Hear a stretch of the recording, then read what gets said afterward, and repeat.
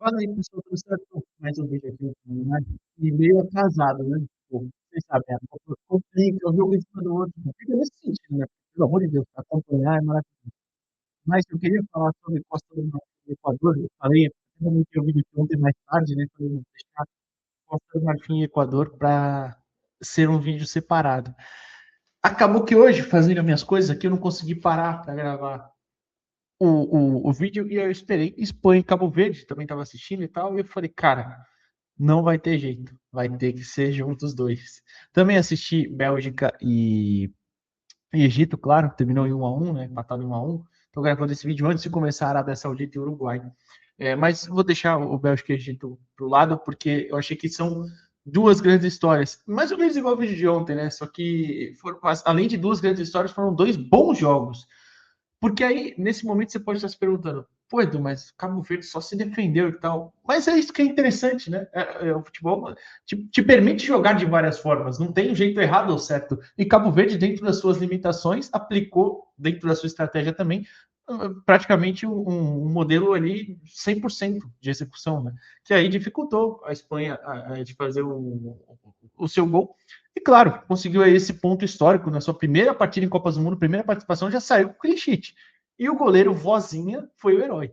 E eu acho que isso é muito válido de se destacar nesse grande jogo. E aí eu vou até compartilhar a tela com vocês e tal, mostrar algumas movimentações, especialmente de Espanha e Cabo Verde, e a Costa do Marfim, vou mais destacar alguns jogadores deles e tudo mais também, tá? Só peço para antes você deixar o like nesse vídeo, se inscrever no canal, caso você esteja chegando no Garden Futebol Internacional, meu nome é Eduardo Jardim, eu tenho um primeiro canal que se chama Jogo Falado, lá eu trato mais de Santos Futebol Clube, Seleção Brasileira, mas tem acontecido de falar de Copa de lá também, né? Especialmente em lives, mas se você puder, se inscreve lá também, nesse aqui, que aqui a gente fala mais ao longo da temporada de futebol internacional e agora na época de Copa do Mundo, mais da Copa mesmo. Agora, eu vou compartilhar a tela com vocês, me deem só um minutinho, porque a gente vai falar sobre o primeiro jogo, o de hoje, né? O mais recente, que é Espanha e Cabo Verde. Espera aí. Aqui. Separei e vou compartilhar com vocês aqui na tela, no campinho. Boa, tá na tela, né? Certinho, tá na tela. Essa aqui já é a escalação até final, né? A escalação da Espanha, tá? De Cabo Verde é inicial. Mas eu acho que vale destacar, porque eu vou deixar essas últimas movimentações, né? Que são os jogadores que entraram depois, para a gente ir falando e mostrar, né? Como foi. A Espanha apelou para todas as armas que tem, né? Tanto que, para mim, era claro a limitação de movimentação do Yamal e do Nico Williams. O Nico nem participou praticamente do jogo. Mas, assim, eles não estavam 100%. Eles foram porque, de jeito nenhum, a Espanha conseguia quebrar esse lado defensivo da seleção de Cabo Verde. E os nossos irmãos lusófonos, caso você não saiba, Cabo Verde fala português, inclusive, se classificaram muito bem, né, nas eliminatórias africanas. Tem vídeo aqui no canal falando sobre as eliminatórias africanas, tá? E Cabo Verde especialmente também. E é uma seleção que nos últimos anos tem feito um trabalho, assim como todas as outras, depois das mudanças de regra na FIFA, né, de buscar jogadores que poderiam se naturalizar. Mas também tem vários e vários jogadores que são históricos dessa seleção já antes disso. Como, por exemplo, o goleiro Vozinha. O goleiro Vozinha, que é um goleiro já de 37 anos, né? 37 não, acho que ele já tem 40, né? É um goleiro que está na seleção há muito tempo, é jogador do. É o segundo jogador com mais aparições, tá? Com a camisa de Cabo Verde. Ele é jogador do Chaves de Portugal. E só não é. Quem tem mais aparições que ele é só o Ryan Mendes aqui, que é inclusive o maior artilheiro também. O Vozinho fez uma grande partida hoje, uma partida espetacular e com boas defesas, né, em finalizações providenciais ali para salvar esse 1-0. Foi eleito o melhor em campo, se não estou enganado também. Cara, é muito legal ver um tipo de história dessa no Mundial, né? Um cara que, de novo, aí passou a carreira inteira na seleção e conseguiu chegar apresentando um nível que não se imaginava, né? Não se imaginava, acredito que, mesmo tendo uma boa campanha nas eliminatórias africanas. E aí eu volto para isso, para não perder o fio, né? Lá nas eliminatórias africanas, Cabo Verde enfrentou um grupo que tinha seleções muito mais limitadas, mas tinha Camarões também, que tecnicamente falando é uma seleção que tem qualidade, né? E as outras seleções meio que deixam o Cabo Verde jogar, porque tem mais qualidade, então acaba. Cabo Verde precisa sair para o jogo, precisa tentar jogar e para conseguir os resultados, e conseguiu, né? Tanto que classificou em primeiro só com uma derrota justamente para Camarões, né, em uma rodada. Mas venceu o Camarões, né, no retorno, por exemplo. Então, assim, não é como se fosse uma seleção que não sabe jogar de jeito nenhum, só de um jeito, aliás, perdão. Tanto que precisa atacar, precisa nas eliminatórias africanas e consegue. Na Copa do Mundo, a gente imaginava que seria uma seleção que se defenderia, mas talvez não contra a Arábia Saudita, né? Mas contra a Espanha e o Uruguai, talvez você imaginasse esse cenário. E contra a Espanha, de uma forma até mais exagerada, entre muitas aspas, porque a Espanha controla o jogo muito pela posse. Isso contra qualquer adversário. A Espanha vai ter mais posse em 98% dos jogos dela. A Espanha vai forçar o adversário a ficar correndo atrás dela, vai tentar tocar de um lado para o outro, e Cabo Verde ia precisar se defender. E conseguiu fazer isso de uma forma excepcional. E aí é o que eu volto para falar da escalação, né? A Espanha começou aqui com o Gavi na esquerda, porque o Nico Williams não está 100%, né? Oh, meu Deus, quero selecionar o Nico aqui. Então, era o Gavi. Então, com o Gavi, você tem um cara mais por dentro, que não é um ponta necessariamente. O Nico Williams já abria mais, tentando trazer o lateral para cá, mas isso já foi mais para o final do jogo. Com o Gavi, você tinha um cara mais por dentro, um cara de mais força também, não tão habilidoso, não é tão rápido e tal. Só que com isso você tinha também uma boa opção aqui, né? Que é ter o Cucurella atacando esse espaço, porque o Gavi ia por dentro, tentando ficar mais próximo do Oyarzabal, né? Que inclusive fez uma partida horrorosa do Oyarzabal, como esse 9 imóvel hoje, ele foi muito, muito mal, mas você tinha o Gavi mais por dentro. E aí, com isso, o Cucurella abrindo esse espaço, aparecendo nesse espaço, tentando atacar aqui, forçando inclusive o Ryan Mendes a voltar. Muitas vezes era o Ryan Mendes, muitas vezes era o Larios Duarte, para fechar aqui e não tentar não ceder esse espaço, mas acabou cedendo. Várias e várias vezes a Espanha chegava por aqui como lançamentos. O Merino não foi titular, tá? O Merino entrou no segundo tempo para tentar pisar na área, inclusive, mas o titular aqui foi o Rodri. Então, você tinha o Rodri aqui, o Pedri mais à frente. O Rodri era um cara centralizado, né? E aqui você tinha o Pedri. Na verdade, o Pedri estava pela esquerda, aqui o Dani Olmo era o Fábio Ruiz. Eu só queria começar com as reservas mesmo para mostrar quem entrou, né? Mas você tinha o Rodri aqui posicionado, meu Deus, aqui a Espanha que eu quero selecionar, pronto. Então você tinha muitas vezes essa bola indo aqui, tanto do Rodri quanto do Fábio, ou do Pedro mesmo, para o Cucurella, essa bola invertida aqui que aconteceu várias e várias vezes. Foram as oportunidades mais perigosas da seleção espanhola. E aí o Cucurella ou cabeceando ou jogando essa bola para o meio da área. Fora isso, foram finalizações de longe. E por quê? Cabo Verde fechou muito bem esse meio de campo. E aí aquilo, uma seleção que, além de contar com uma grande atuação do Vozinha, que eu já falei, a dupla de zaga esteve perfeita. Pico Lopes e Dinei Borges, tá? Fizeram partidas absurdas, absolutas. Eu ia falar, um misturei os dois. Absurdas e absolutas. E claro, no jogo aéreo você já imagina que é uma seleção que ia ganhar, porque a Espanha não tem tanta força física, especialmente com os jogadores que estavam em campo. O Oyarzabal sofreu quando a bola era cruzada para ele, mas as bolas, especialmente em escanteios e tal, eles foram muito bem. Os cortes também para o meio da área foram muito bem. Eles conseguiram ter essa partida quase que perfeita, né, entre muitas aspas, né? Então, a estratégia deu certo, e aí também volto a falar, né? Era aqui uma linha no meio de campo com praticamente 5 jogadores, por quê?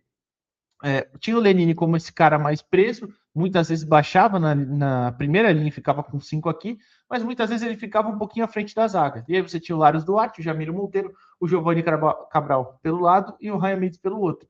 Quando essa linha ficava com o Ryan subindo um pouquinho, o Ryan Mendes subindo um pouquinho, aí você tinha os 3 ou 4 jogadores aqui e o Moreira também muitas vezes encostava um pouquinho. Gerou alguns espaços a mais para o Cucurella, foi um pouquinho perigoso, tudo bem, mas eu acho que foi meio que um risco calculado. Por quê? Né? Para tentar fechar essa bola por dentro. A Espanha troca muito espaço, a Espanha tenta infiltrar, E Cabo Verde frustrou a Espanha para não conseguir isso. E foi uma estratégia muito bem feita pelo técnico Bubista, que inclusive, você sabia, ele veio fazer não foi um estágio, né? Um período de estudos ali no Cruzeiro ano passado com o técnico Leonardo Jardim, inclusive. Mas enfim, essa estratégia deu muito certo. E aí também vale o destaque, além falei da dupla de zaga, do goleiro Vozinha, uma partida muito boa defensivamente dos meio-campistas. O Jamiro Monteiro fez um bom papel fechando o lado esquerdo. O Ryan Mendes, mesmo sendo o cara da velocidade, muitas vezes ele tentava escapar em contra-ataque. E Cabo Verde teve muita dificuldade, porque é natural para isso. O Livramento não recebeu nenhuma bola, foi muito sacrificado, né? Não conseguiu segurar nenhum pivô, não recebeu nenhuma bola necessariamente para isso, mas o Ryan Mendes muitas vezes tinha esse espaço para escapar, não deu tão certo, mas eu acho que muito também por ele fazer muito esse papel de voltar, baixar na última linha, se defender ou perto dela também, foi uma estratégia assim defensivamente perfeita. E por isso que foi uma estratégia tão interessante, né? E aí, claro, a gente pode falar que a Espanha não estava num grande dia, até porque aqui na direita não era o Yamal, e sim o Ferran, que não é esse cara driblador, não é esse cara que vai abrir o campo, não é esse cara que vai te dar esse 1 contra 1. É um bom finalizador, lê muito bem os espaços, mas que não apareceram tanto. E aí você tinha um Llorente que não passava tanto para aproveitar por aqui, porque não tinha meio que essa conexão. Quando o Yamal entra, ele já até abre mais, força o Cabral a sair, e o Llorente, inclusive a primeira bola dele, o Llorente já passa por dentro nesse espaço que abre.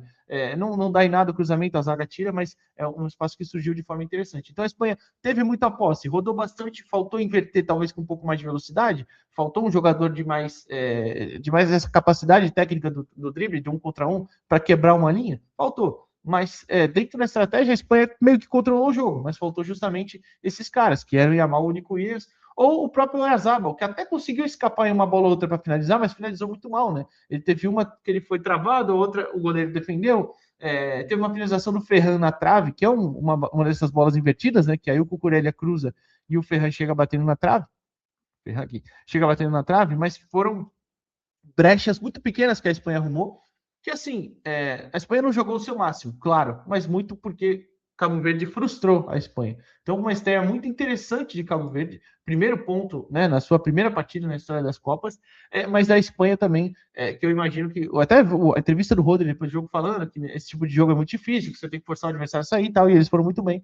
Então, vale o elogio. A Cabo Verde, a Espanha não fez um grande jogo e vai precisar jogar mais que isso contra o Uruguai e a Arábia Saudita, apesar de eu achar que contra o Uruguai e a Arábia Saudita a Espanha vai ter mais espaço para jogar, especialmente contra o Uruguai, né? Então vamos ver o que vai acontecer.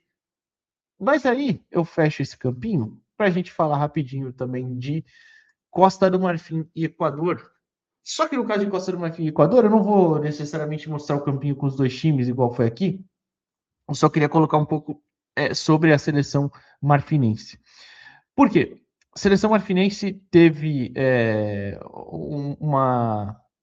uma partida espetacular do Ian Diomandé, que não é nenhuma surpresa, tá? O Ian Diomandé é um jogador de muita capacidade técnica, é um jogador de um ótimo drible, é um jogador que fez uma temporada espetacular na RB Leipzig.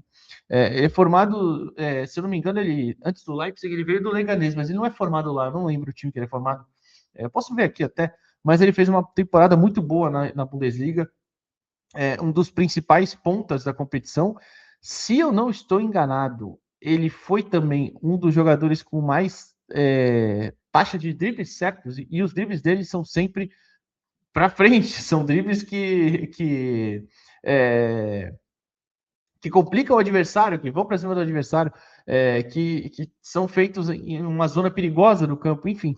Então, é um jogador que. Eu tô até olhando isso aqui dos dribles. Ele foi o jogador que deu mais dribles em números totais, tá? Isso é fato.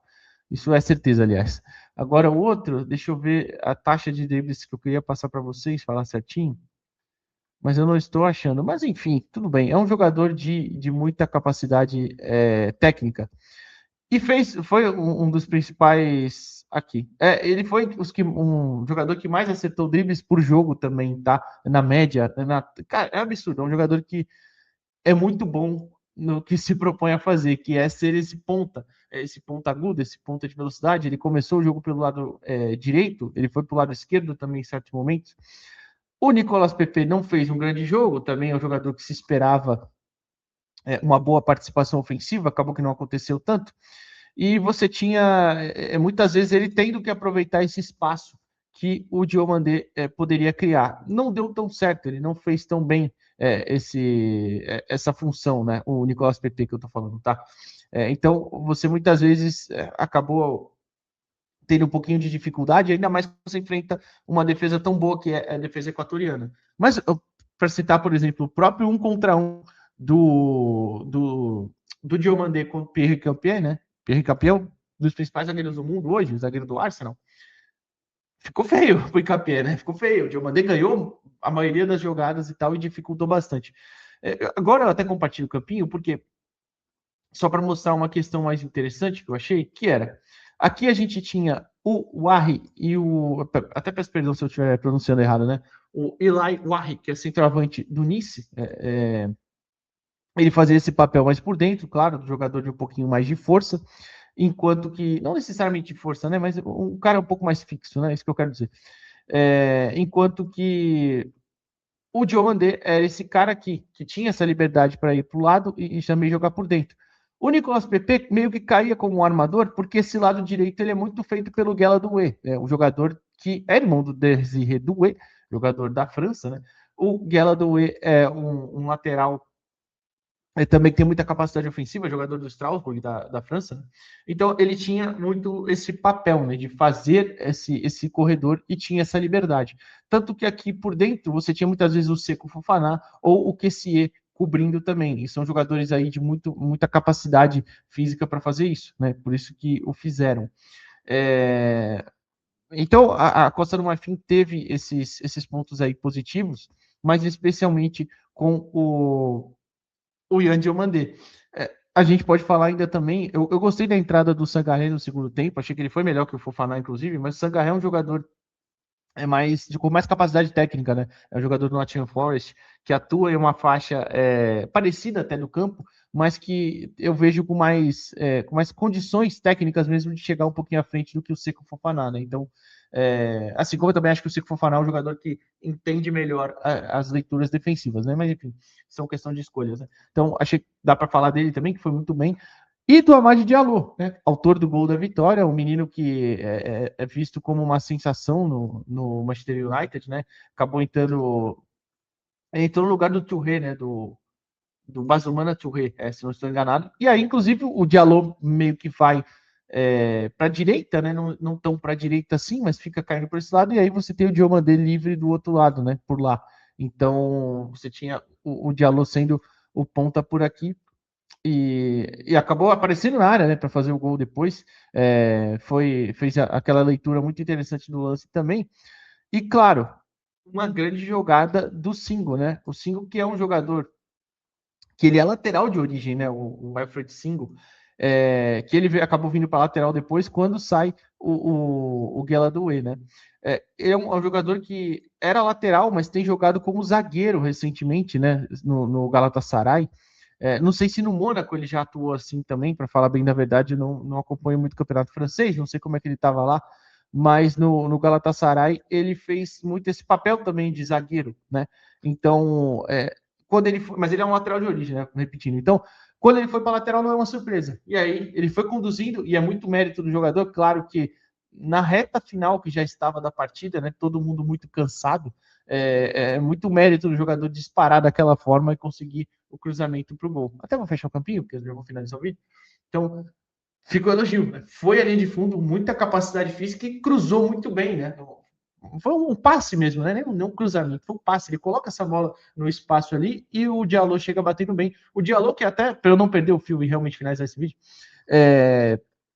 foi preterido, né, em alguns momentos da temporada, e aí um erro foi um erro, né, do Rubem Amorim, o antigo técnico do Manchester United, mas com o Michael Carrick ele passou a jogar, né, passou a jogar mais vezes e tudo mais, e até teve jogos que não foram tão bons e tal, mas fica aí a informação, né, mesmo, que com o Rubem Amorim ele era um pouquinho preterido, não jogava tanto, acabou atuando mais com o Michael Carrick, que curiosamente foi a melhor fase do Manchester United, né? O Manchester United teve a sua melhor fase na temporada após a saída do Rubem Amorim, tanto que termina em terceiro lugar da Premier League, né? Então, enfim, acho que um jogador bem jovem e de muito talento que às vezes talvez falte um pouquinho de paciência, né? Não é só no Brasil que falta, tá vendo? Falta um pouquinho de paciência às vezes em todos os lugares do mundo com jovens jogadores. Mas enfim, queria muito falar desses dois jogos. Agora partir para assistir Arábia Saudita e Uruguai, depois Irã e Nova Zelândia. Deixa o like aqui no vídeo, comenta o que você achou dessas partidas, se inscreve no canal e até a próxima, pessoal. Valeu.